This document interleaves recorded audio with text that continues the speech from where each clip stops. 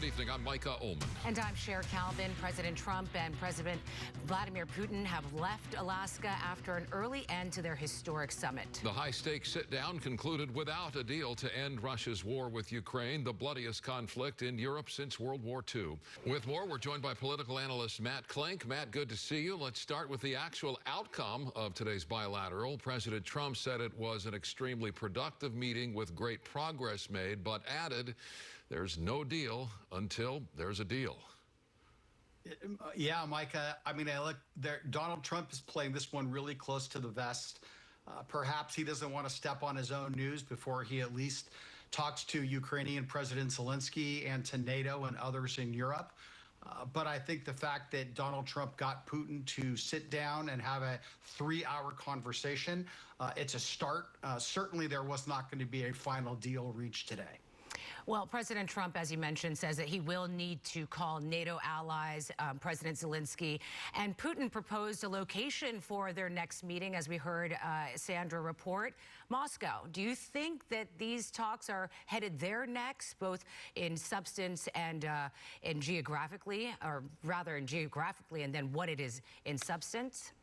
Yeah, Cher, look, I think that would be, to put it in sports terms, that would yield the home field advantage that Zelensky has. I think that they will probably choose a neutral site somewhere in Europe or the Middle East so that no one has the advantage of location. But look, substantively, the things that ultimately need, the first step is a ceasefire. I think that Donald Trump has said he wants that to have the killing stop. And then just the mere fact that two men, Zelensky and Putin, they hate each other. So if they could get around a table and at least talk in a cordial manner, that's the ball rolling in the right direction, to continue with the sports analogies. All right, well, Matt, let's get to the optics, which, to extend your narrative here on the sports analogy, is right in your wheelhouse. From that initial deplaning to the red carpet meeting on the tarmac to the presser, this was a big day with some big visuals to go with it. It was pretty awesome when you think about it. One, they're at a U.S. Air Force Base in Alaska. Two, the beautiful site of Air Force One.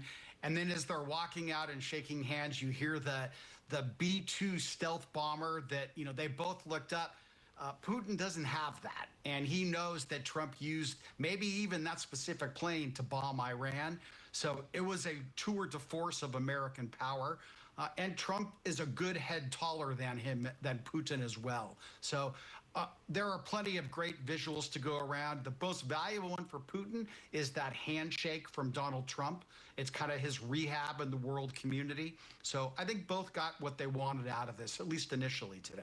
Well, then candidate Trump said that he would end this war on day one, and he struck at least a half-dozen peace deals this term. But why has ending this war been so elusive so far?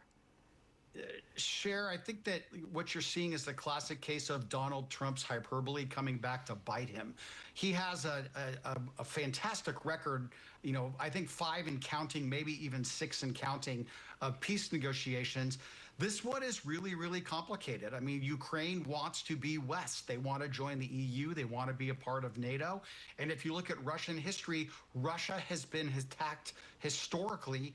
They've been attacked from the West, and putting NATO on Russia's doorstep is not something that any Russian president, especially one who fancies himself the next Peter the Great, like Putin does, wants. So there's a lot of geopolitics going on here. And look, the bottom line from Trump's perspective is the killing needs to stop, and America is not going to keep writing massive checks for a war that has no end in sight. So as we unpack what we saw and look ahead, who, in your view, were the big winners and losers today? You know what? I think that both Donald Trump and Vladimir Putin got something out of this. I think that the history of this meeting will ultimately be gauged by what comes next. If there's no follow-up meeting, Vladimir Putin wins hands down. If there's a follow-up meeting with Zelensky, Putin, and Trump, a trilateral meeting, or maybe if some EU folks are in, I could see that Trump clearly then controls the narrative and the direction, but it's just too early to tell. Right now is a love fest between Putin and Trump. Always great to have your insight. Thank you so much for joining us, political analyst Matt Klink. Thank you.